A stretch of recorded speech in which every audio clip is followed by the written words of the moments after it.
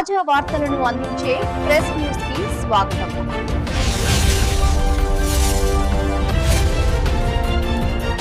Tirupati Bhumana Karunakar Reddy TTD మాజీ chairman comments. BR Naidu ఏడాది పాలన అసమర్థనే జీవన యంత్రంలాగా ఆమోదంగా ఉంది.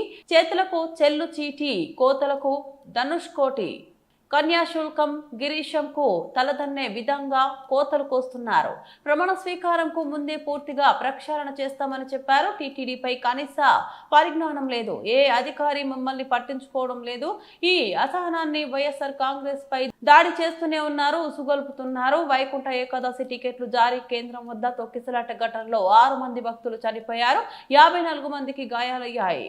శ్రీవారి ట్రస్ట్ ను రద్దు చేస్తాం అని చెప్పారు. ఆ తర్వాత మీకు జ్ఞానోదయమ్మ పాలనలో 918 కోట్లు వచ్చాయని చెప్పుకున్నారు. అందులో 500 కోట్లు శ్రీవాణి నిధులే. అధికారులను బెదిరిస్తున్నారు. భగవంతుడు ఇచ్చే కానుకలు మీ గొప్పతనంగా చెప్పుకోవడం మీ అసమర్థత. మీ పాలనలో భక్తులకు ఒరిగింది ఏమీ లేదు. అన్నదానంలో వడ చేర్చి డీజే సౌండ్ కు మించి ప్రచారం చేశారు. వడ కూడా భక్తులకు సక్రమంగా అమ్మడం లేదు. టీటీడీ చైర్మన్ కార్యాలయాన్ని బూతులు కార్యాలయంగా మార్చారు. 1000 కోట్ల విలువైన స్థలం ప్రైవేటు ముంతాజ్ హోటల్ కు టీటీడీ స్థలం కట్టబెట్టారు. 3-4 సార్లు దొరికినారు. మీ హయాంలో కొండ మీద మందు విచ్చలవిడిగా అమ్ముతూ దొరికినారు.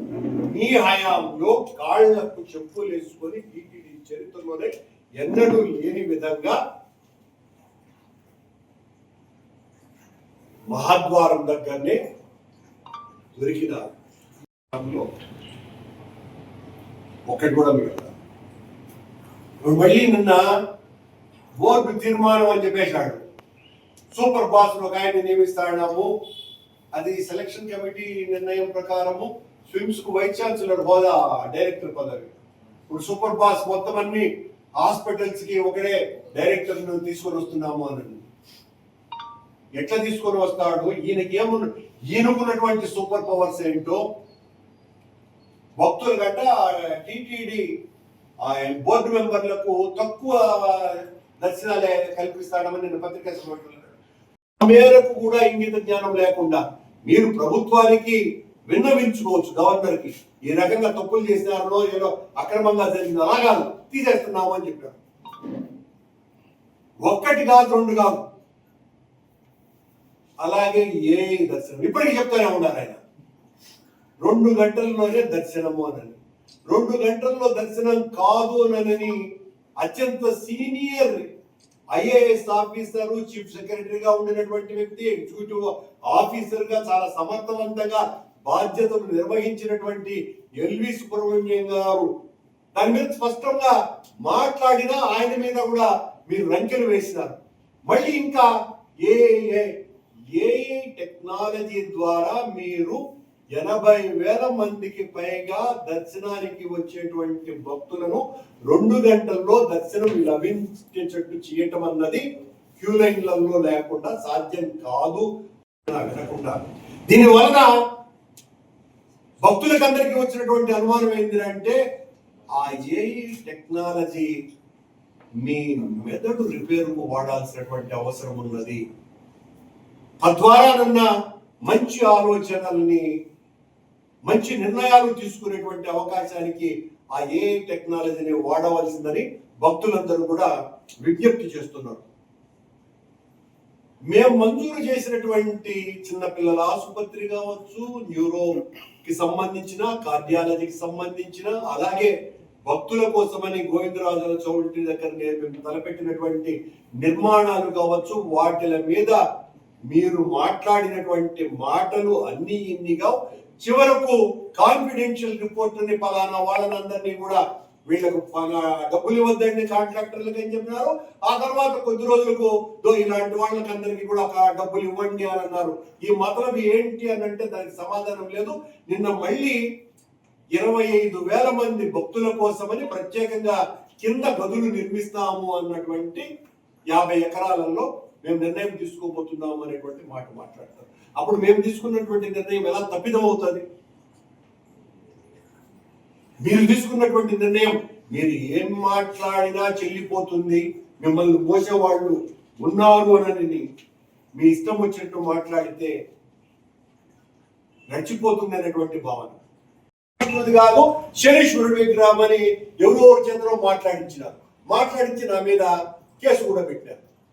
ఇప్పుడు మాయం చేశారు మళ్ళీ ఆ విగ్రహాన్ని మీ పాలనలోనే. ఇప్పుడు ఆ విగ్రహం ఏడపోయిందో కూడా తెలియదు.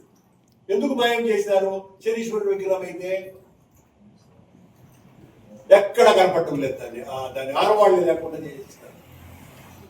మీరు ఏది సరిగ్గా చేసినారు? కొండ మీద మాంసము, మద్యము, అనేక రకాలైనటువంటి అసాంఘిక కార్యక్రమాలు, రౌడీల వీరంగాలు, ఇవన్నీ కూడా నిరంతర ప్రక్రియగా నిరాఘాటంగా జరుగుతూనే ఉన్నాయి. భక్తులకు మీరు అందించినటువంటి ప్రత్యేకమైనటువంటి సేవ ఏంటి? యాగాలు ఏమైపోయినాయి, యజ్ఞాలు ఏమైపోయినాయి, పీఠాధిపతులతో సదస్సులు ఏమైనాయి, ఒక ప్రత్యేకమైనటువంటి కార్యక్రమం మీరు చేసి భక్తుల మన్ననల్ని పొందినటువంటిది ఏంటి? శ్రీవారిని నిధులతో ఈ రోజున మేము 10,000 ఆలయాలను కడతాము అనేటువంటి నిర్ణయం మాది కాదా? ఈరోజు మీరు చెప్పుకుంటున్నారు ముఖ్యమంత్రి ఆదేశించినాడు కాబట్టి శ్రీవారి నిధులతో మేము రాష్ట్రమంతా కడతాము అని. దేశవ్యాప్తంగా అన్ని రాజధానులలో వెంకటేశ్వర స్వామి ఆలయాలను మేము కట్టాం కదా, మేము ప్రారంభించిందే కదా. అది చిందులేసినాడు. ఇలా చెప్పుకుపోతే ఒకటి కాదు, రెండు కాదు, అనేక రకాలుగా మీరు చేసినటువంటి మీ పాలనలో జరిగినటువంటి నిర్వాహకాలు. 10 రోజుల యొక్క వైకుంఠ ఏకాదశి ఎందుకు అనని నానా భేదాలు పలికినారు. సద్దు కాకుండా మొన్న సమావేశంలో 10 రోజులు ఏడున్నాము, మేము 2 రోజులు ఏడున్నాము, 10 రోజులు జరుపుతూ అన్నాము అని అన్నారు. మొన్న బోర్డు సమావేశంలోనే మీరు ఆ వేదిక్ యూనివర్సిటీ వైస్ ఛాన్సలర్ ను తీసేస్తున్నాము అని ప్రకటించినారు. అయ్యా బిఆర్ నాయుడు గారు, వేదిక్ యూనివర్సిటీ వైస్ ఛాన్సలర్ ను నియమించింది ఈ రాష్ట్ర గవర్నర్. ఈ రాష్ట్ర గవర్నర్ కి ఆయన్ని నియమించిన సమయంలో ఆయనకు ప్రత్యేక ప్రిన్సిపల్ సెక్రటరీగా ఉన్నటువంటి వ్యక్తి ఇప్పుడు ఈవోగా ఉన్న అనిల్ కుమార్ సింఘాల్ గారే. ఆయనతో కూడా సంప్రదించినట్టు లేదు. గవర్నర్ నియమించినటువంటి వీసీని టీటీడీ బోర్డు ఎలా తీసివేస్తుంది?